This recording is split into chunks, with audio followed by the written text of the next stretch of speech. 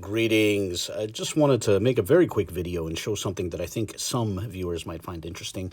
To give a little bit of background to this, I was looking at the Vatican Library's, the Vatican's digital library. For those who don't know, the Vatican Library has a vast array of different manuscripts, some of them ancient, a lot of them medieval, thousands of manuscripts in a bunch of different languages, of course, Latin and Greek, but also Hebrew, Arabic, Syriac, Ge'ez, Armenian, etc.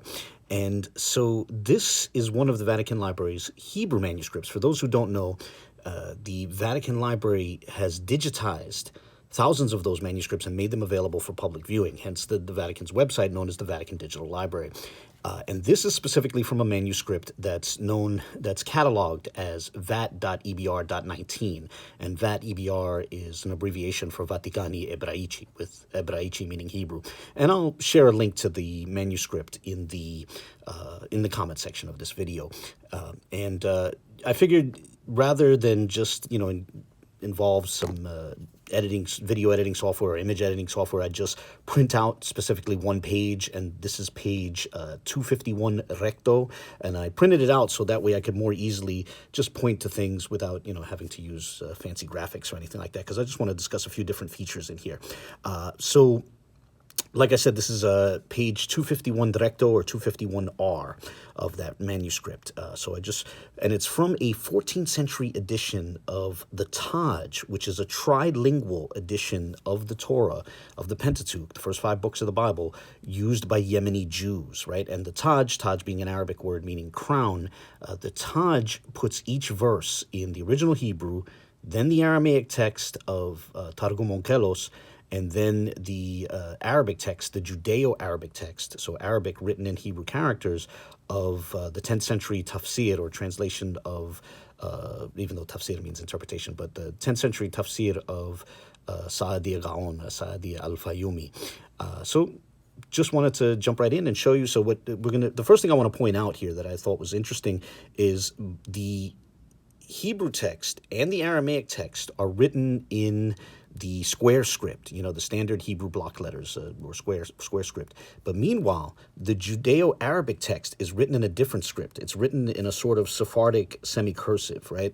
And what we're looking at here is it's Deuteronomy 6:4 and then subsequent verses, right?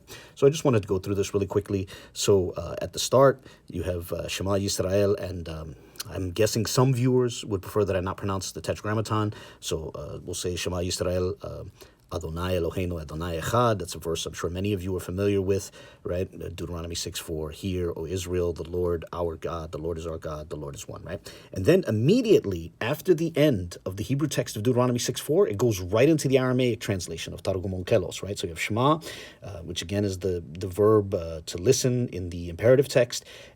In the imperative tense, it's in the imperative. So listen or hear, and then Yisrael is strictly abbreviated. It's abbreviated in a very strict way, so much so that I'm under the impression that a person wouldn't be able to determine what this even refers to were it not for the surrounding context. With the surrounding context, you can figure out that it's supposed to be Yisrael.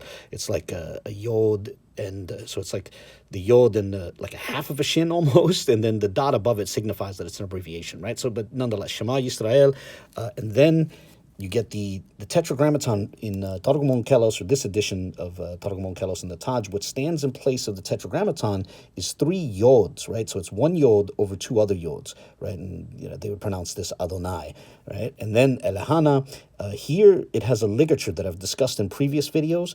This is Aleph and Lamed together within a single character, an Aleph Lamed ligature. So this is Aleph Lamed, Hey Nun Aleph, so Elahana, our God, right? The Lord is our God. And then you have the stand-in for the Tetragrammaton again, those 3 yods in a sort of pyramid, 1 yod over 2 others. So Adonai Echad, right? This is the Aramaic word for one, which corresponds to the Hebrew Echad, right? So that's the translation of Targum Onqelos, right? And then we get the Judeo Arabic translation, medieval Judeo Arabic translation of Saadia al-Fayoumi, right? And what's interesting to me is, as I said earlier, it's written in a different script, in this sort of Sephardic cursive, right? And it's Elam, Ya Israel. It's a little close there, the Ya and the Israel. But Elam does not mean so much listen or hear, but it's the verb to know or to perceive in the imperative, right? Elam. So that's Aleph, Ayin, Lamed, or Lam, Mim, right? Ya Israel. And then this is again that alif lam ligature, right? And so this is alif and lam together, and then lam ha. So it's alif lam ha. This is the word Allah, right? So ilam ya Israel, Allah Rabbana, God is our Lord, right? And then you get again with the alif lam ligature, lam ha. So Allah again, Allahua, and then again the alif lam ligature. And then wahid, so this is al-wahid, so Allahu al-wahid, right? God is he's the unique one, right? And that's it. I just wanted to show this really quickly. I figured some might find this interesting. Like I said, I'll share a link to the manuscript in the comment section, and also in the video description I'll share a link to it's a popular video, some of you have probably seen it, where it's a Yemeni Jew reciting specifically this verse, or the Shema as a whole, so not only verse 4 but going on I think all the way to verse 9, and I'll that way you get to hear them recite the Taj. Now some people think the Taj, because of videos like that, refers to just the Shema, but the Taj actually refers to the entire Torah. But you get to hear them recite the Shema from the Taj in Hebrew, then Aramaic, and then Arabic. It's quite interesting. But whatever the case, just wanted to show this. I thought some might find this interesting. Like I said, as always, I welcome any comments, questions, etc. And God bless.